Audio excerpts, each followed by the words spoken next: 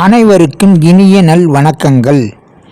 தற்போது ஜோதிடத்துறையில் பல்வேறு வழிமுறைகள் பின்பற்றப்பட்டு புதிதாக வந்து கொண்டும் இருக்கிறது. முன்பு இருந்தது. இதில் எந்த வழிமுறையில் ஜாதக பலன்களுக்கு துல்லியமான பலன்களை கூற முடியும் என்பதுதானே முக்கியம். அந்த வழிமுறையை நாம் அனைவரும் அறியும் செய்யும் ஒரு முயற்சியாக இந்த பதிவை பதிவிட்டு வருகிறேன். அதாவது வாரத்திற்கு ஒரு ஜாதகம் அல்லது 2 ஜாதகம் பதிவிட்டு தொடர்ந்து ஆய்வு செய்து இந்த ஜாதகத்தின் பலன்களை எந்த வழிமுறையை பின்பற்றும் ஜோதிடர்கள், ஜோதிட ஆர்வலர்கள், ஜோதிட மாணவர்கள், ஜோதிட ஆசான்கள் யாராக இருந்தாலும் பதில் கூறலாம் என்றும் கூறியிருந்தேன்.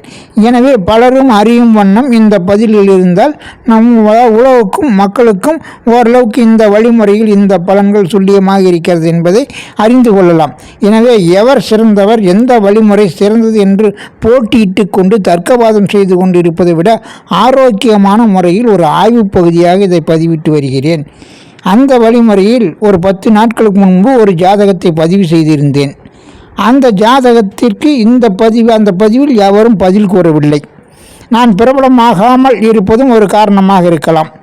எனினும் எவரும் பதில் கூறவில்லை. அதே நேரத்தில் அந்த ஜாதகத்தை மீண்டும் நம்ம ஃபேஸ்புக் ஜோதிட குழுக்கள், பல்வேறு குழுக்கள் உண்டு.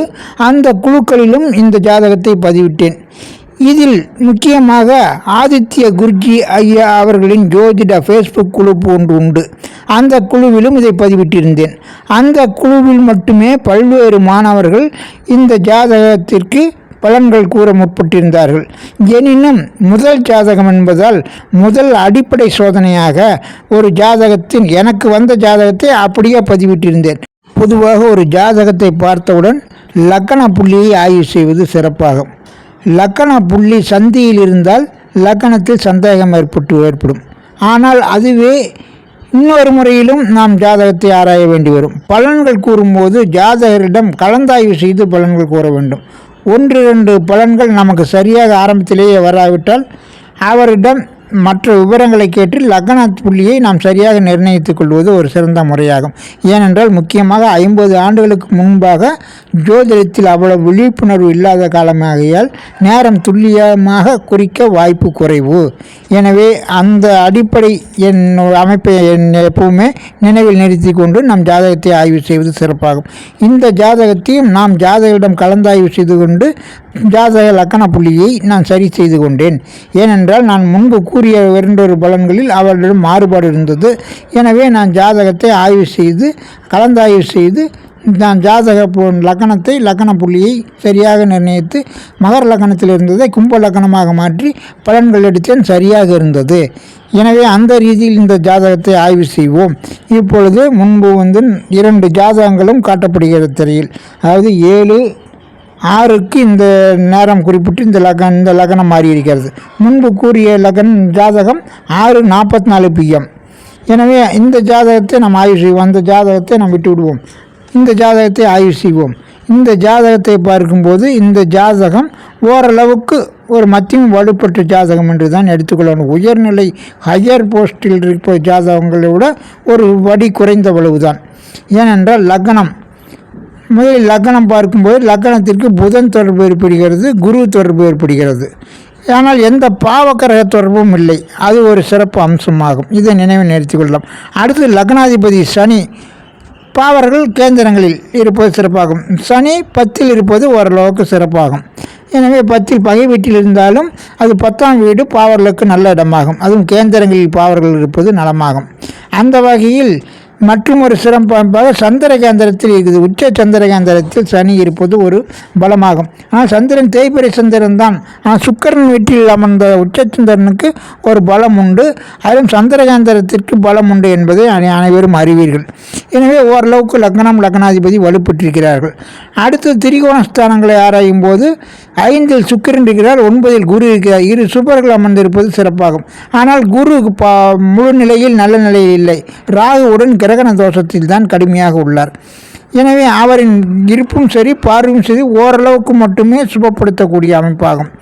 ஆனால் ராகு சுபத்தன்மை வெற்றி விடுகிறார் என்பதையும் நினைவில் நிறுத்தி கொள்ள வேண்டும். அடுத்ததாக 3ல் செவ்வாய் கேது ஒரு சூட்சும பலத்தை பெறும் அமைப்பாகும்.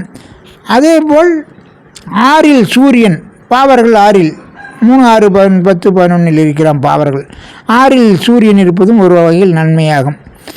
மேலும் இந்த ஜாதகத்தை ஆராயும் போது வர்க்கோத்தம் பெற்ற கிரகங்களின் பலம் அதிகமாக இருக்கிறது. ஏனென்றால் இந்த ஜாதகத்தில் 6 கிரகங்கள் வர்க்கோத்தம் பெற்றிருக்கிறது. கேது, சந்திரன், சுக்கிரன், புதன், குரு, ராகு 6 கிரகங்கள் வலுப்பெற்றிருக்கிறது. அது வர்க்கோத்தம் பெற்று வலுப்பெற்றிருக்கிறது. எனவே இந்த ஜாதகம் அந்த விதத்தில் வர்க்கோத்தம் பலம் பெற்ற ஜாதகமாகும். அடுத்ததாக இந்த ஜாதகத்துக்கு சூரியன் உச்சனின் வீட்டில் அமர்ந்து பலம் பெறுகிறார். அதே நேரத்தில் ராஜ கிரகங்களான செவ்வாயும் குருவும் சூரியனுக்கு கேந்திரங்களில் இருக்கிறது. மேலும் ஏனென்றால் அரசு வேலையா தனியார் வேலையா என்பதை முனையில் ஆராய்ந்து கொள்ள வேண்டும். அந்த சூரியன் பலமாக இருக்கிறார். சூரியன் உச்சனை வீட்டில் இருக்கிறார்.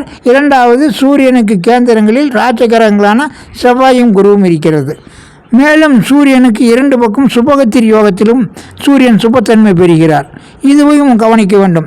அதாவது பல்வேறு ஜோதிட பராசர முறையாகட்டும் பாரம்பரிய முறைகளையும் கவனத்தில் கொள்ள வேண்டும். தற்போது நமக்கு பிடித்த ஒரு பலன்கள் தரும் முறைகளையும் நான் ஆதித்ய குருஜி ஐயாவின் ஓரளவுக்கு அந்த வழிமுறைகளையும் பின்பற்றுவேன். நாடி ஜோதிட வழிமுறையிலும் ஒரு இடத்தில் பின்பற்றுவேன். பராசர ஜோதிட முறை மற்றும் பாரம்பரிய ஜோதிட விதிமுறைகளையும் ஓரளவுக்கு அறிந்திருக்கிறேன். எனவே அந்த வழிமுறைகளையும் பின்பற்றுவேன். அந்த விதத்தில் இந்த ஜாதகத்தில் இப்பொழுது சுக்கிரன் புதனும் சூரியனுக்கு 2 பக்கம் இருக்கிறார்கள். பொதுவாக சிம்ம அதிபதி வலுப்பெற்றால் அரசு வேலை என்பது நம்முடைய குருஜி ஐயாவின் ஒரு வழிமுறை. பொதுவாக ராஜகிரகங்கள் சூரியன் செவ்வாய் குரு இவர்கள் வலுப்பெற்றால் அரசு வேலை அமையும் என்பது பாரம்பரிய ஜோதிட வழிமுறை. அந்த வழிமுறையின்படியும் பார்த்தாலும் சூரியன் பலம் பெற்றிருக்கிறார். எனவே அரசு வேலை என்பதை நாம் உறுதி செய்து கொள்ள முடியும். அடுத்ததாக எந்த துறையில் இருப்பார் என்பதை கண்டுபிடிப்பதற்கும் நாம் அந்த கிரகத்தின் எந்த கிரகம் வலுப்பெற்றிருக்கிறதோ அந்த கிரகத்தின் எண்ணங்களும் தொழில்களும் அமையும் என்ற விதிமுறையும் கருத்தில் கொள்ளலாம். ஏனென்றால் இந்த லக்னத்திற்கு திசைகள் யோக திசைகள் வராது. சந்திர திசை, செவ்வாய் திசை, ராகு திசை, குரு திசை என்று அடுத்தடுத்து அவயோக திசைகள் தான் எதிரணி கிரகங்களின் திசைகள் தான் வரும். எனவே முதல்நிலை சுபத்துவமான சுக்கிரனின் பலம் குறைவாகத்தான் அமைந்திருக்கும். அந்த கிரகத்தின் எண்ணங்களும் தொழில்களும் அமையாது. அடுத்து 2ஆம் நிலை சுபத்துவமாக எடுக்கும்போது செவ்வாயும் சூரியனும் வருகிறார்கள். இதில் சுக்கிரனுக்கு எதிர்கிரகம் பகைக்கிரகமான சூரியன் முதல்நிலை அமைப்பை பெற்று சூரியனை நாம் எடுத்துக்கொள்ளலாம். எனவே சூரியன் காரகத்துவ ரீதியில் இவர் எலக்ட்ரிக்கல் அண்ட் எலக்ட்ரானிக்ஸ் துறையில் என்ஜினியரிங் படித்துள்ளார். மேலும் இவர் அனல் மின் நிலையம் நெய்வேலியில் உள்ள அனல் மின் நிலையத்தில் ஒரு சீஃப் என்ஜினியர் பதவியும் பெற்று ஓய்வு பெற்றுள்ளார். எனவே இவர் ஓரளவுக்கு உயர்நிலையும் பெறுகிறார். எனவே இவருடைய தகுதியின் அடிப்படையிலும் உயர்நிலை அமைப்பிலும் நாம் ஆராயும் போது சில நுணுக்கமான ஆய்வுகளை செய்தால்தான் ஆராய முடியும். எனவே சூரியன் வலுப்பெற்று இந்த ஜாதகத்தில் அவருடைய காரகத்துவம் ரீதியான மின்சாரத்துறையில் அவர் உயர்நிலை ஒரு பதவியை பெற்று இருக்கிறார் என்பதுதான் உண்மையாகும். ஏனென்றால் திசை அனுகூலம். ராகு திசை அவருக்கு சரியான பருவத்தில் வந்த திசை. ராகு சுக்கிரன் வீட்டில் குருவின் இணைவுடன் இருக்கிறார். ஏன்னா குருவின் முழு பலத்தையும் பெறுவார் அவர். அதேபோல் அவருக்கு கேந்திரங்களில் இருக்கக்கூடிய சூரியன், செவ்வாய் இவர்களின் பலத்தையும் வாங்கி செய்வார். ராகு கேந்திர பலத்தையும் இணைப்பும் இருக்கும் வீட்டை அதிபதியை போலவும் செயல்படுவார் என்பதையும் ஒரு அறிவீர்கள். எனவே இந்த வித பல ஆய்வுகளை முன்னிட்டு இந்த ஜாதகத்தை ஆய்வு செய்யும் போது நாம் எளிதாக அறிய முடியும். ஆனால் இந்த ஜாதக ஆய்விற்கு பலன்கள் கூறும்போது இந்த பதிவிலும் எவரும் சரியான பலன்களை கூறவில்லை. அதேபோல் நான் பல்வேறு ஃபேஸ்புக் ஜோதிட குழுக்களிடம் இந்த ஜாதகத்தை பதிவு செய்திருந்தேன். இதில் ஆதித்ய குருஜி ஐயாவின் குழுவில் மட்டுமே பலர் பதில் கூற முற்பட்டிருந்தார்கள். எனினும் அதில் மதிப்புக்குரிய ஐலவன் என்ற ஜோதிடர் மட்டுமே அரசு வேலை என்று குறிப்பிட்டிருந்தார். மற்ற எவரும் ஓரளவுக்கு அந்த ஜாதகத்தின் நிலையை ஆராய முடியவில்லை என்ற முதல் ஜாதகம் என்பதால் அவ்வளவு ஈடுபாடு வரவில்லை. எனினும் இந்த ஜாதகத்தை ஆய்வு செய்யும் போது சில நுணுக்கமான விதிகளை கூறியிருந்தேன். அந்த விதிமுறையின்படி இந்த ஜாதகத்திற்கு சரியாக இருந்தது. இப்பொழுது அடுத்த வார ஜாதகத்தை நாம் போன்று பதிவிட்டுள்ளேன். அந்த ஜாதகம் இப்பொழுது திரையில் வருகிறது. அந்த ஜாதகத்தையும் நீங்கள் ஆய்வு செய்து பலன்களை கூற முற்படலாம். அந்த ஜாதகத்திற்கு விளக்கமும் அடுத்த ஜாதகமும் அடுத்த பதிவில் பார்ப்போம்.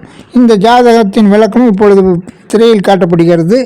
அதாவது இந்த ஜாதகம் 12/6/59 12/20 பிறந்துள்ளார்.